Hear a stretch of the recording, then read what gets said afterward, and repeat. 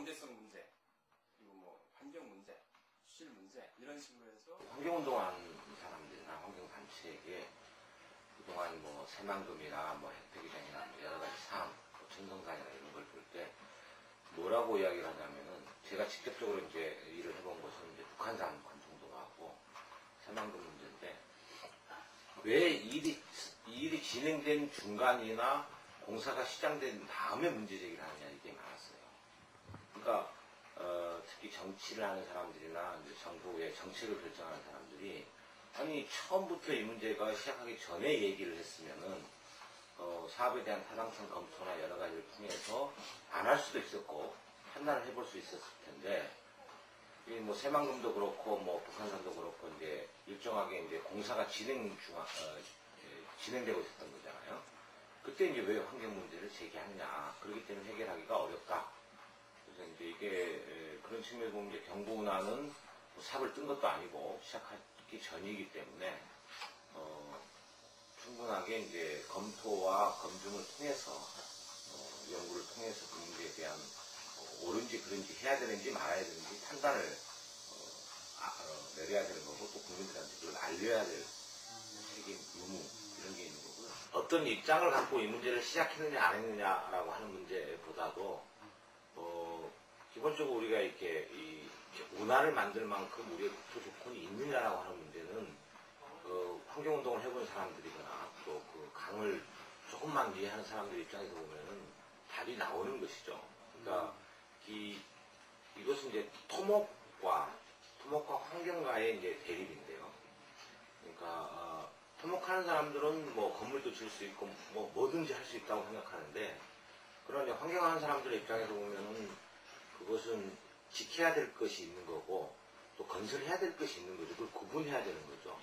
그러니까 토목하는 사람들은 모든 것이 토목의 대상이 될 수 있지만은 환경하는 사람들 입장에서는 모든 것이 토목의 대상이 될 수는 없는 거죠.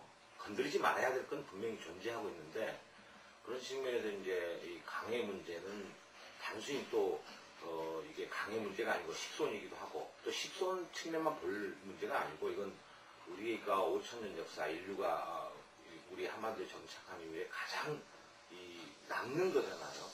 다른 산처는 변화가 있지만은 강은 변화가 없는 거거든요. 인간이 살면서 내지는 그 이후에 뭐 어쨌든 이 생태계가 존재한 이후부터라도 그래서 그런 측면에서 보면은 너무 이 문제를 이명박 씨나 이제 경부나 찬성자들이 지나친 기술적 명신에 의해서 접근하고 있지 않나.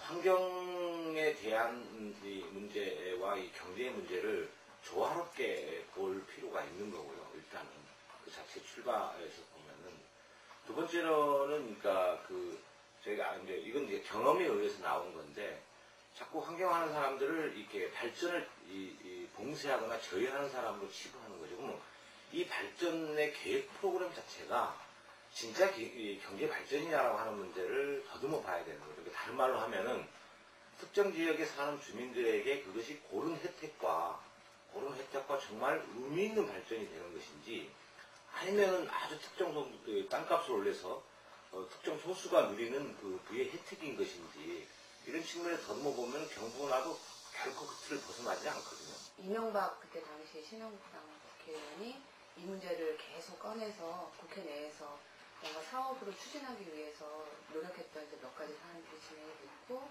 그렇지만 이게 현실적으로 정부 내에서도 검토한 결과 타당성이 없기 때문에 계속 얘기는 꺼내지만 이게 어떤 사안이나 이슈로 부각될 수 없었던 그런 상황이었는데 이게 97년 대선을 앞두고 10년 만에 이제 다시 전격적으로 부활하는 그런 좀 역사적인 상황을 보면서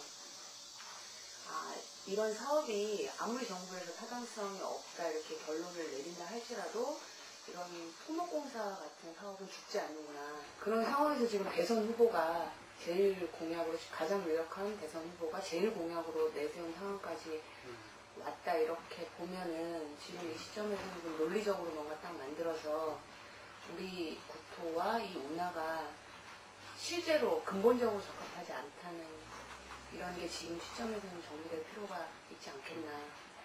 그리고 이게 만약에 실현된다고 하면은 정말 엄청난 재앙이 예고되기 때문에 그런 측면에서는 이런 운동할 수 있는 단체들에게 논리를 제공하고 그다음에 그 기반을 만들어주는 측면에서는 이런 책이 나오는 게 필요하겠다고 생각을 하게 됐어요. 기본적인 데이터는 있긴 합니다만은 그게 정말 이렇게 아주 체계적이고 정확하고 밀도 있게 연구되어 있는 것이냐라고 하는 것도 여전히 좀 의문이에요. 그러니까 제가 볼 때 그 자료를 보면은 우리나라는 이제 그런 기본적인 데이터를 만드는 게 정부 기관에서나 보면은 한 2000년 이후, 그러니까 2003년, 4년 이때쯤 와서 이걸 만드는 거죠.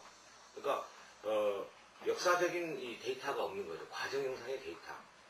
쉽게 말하면은 서울에서 부산까지 구체적인 물류가 어떻게 어떤 요인에 의해서 변화됐는가라고 하는 것을 정확하게 설명하기는 어려워요. 현재의 조건.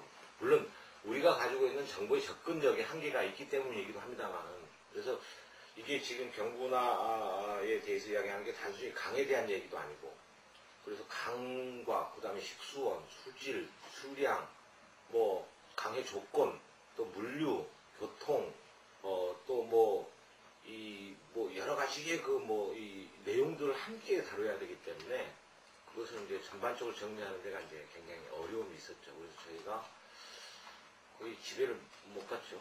지금 한나라당이든 전체 여권이든 또 민노당이든 전체적인 측면에서 볼 때 후보로 거론되는 사람들이 이 환경과 관련된 잘못된 이슈를 가지고 나왔기 때문에 거기에 대해서 비판하고 하는 것이지 어떤 특정 후보에 대한 집요함, 공격이랄지 이런 의미는 아니고요. 이 정치 지도자들이 꼭 뭐라 그럴까요?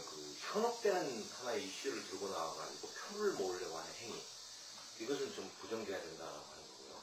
두 번째로는 이 낙개발 같은 논리를 가지고 뭔가의 이게 지도자가 되겠다, 대통령이 되겠다, 국회의원이 되겠다. 이건 저희들은 앞으로 상당히 이렇게 저희들이 해야 될 활동의 주 목적이다 이렇게 보입니다. 그러니까 다른 말로 하면은 지금 우리 사회에서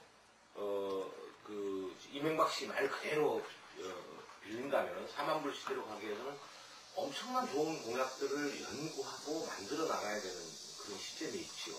근데 그것이 환경적 부담과 이것을 굉장히 가질 수밖에 없는 이 문화를 주장하고 나왔다는 것은 전혀 타당하지 않는 거고요. 그래서 이런 주장을 갖고 나온 정치주자는 반드시 검토를 해야 되고 또 여러 가지 비판을 가할 수밖에 없다.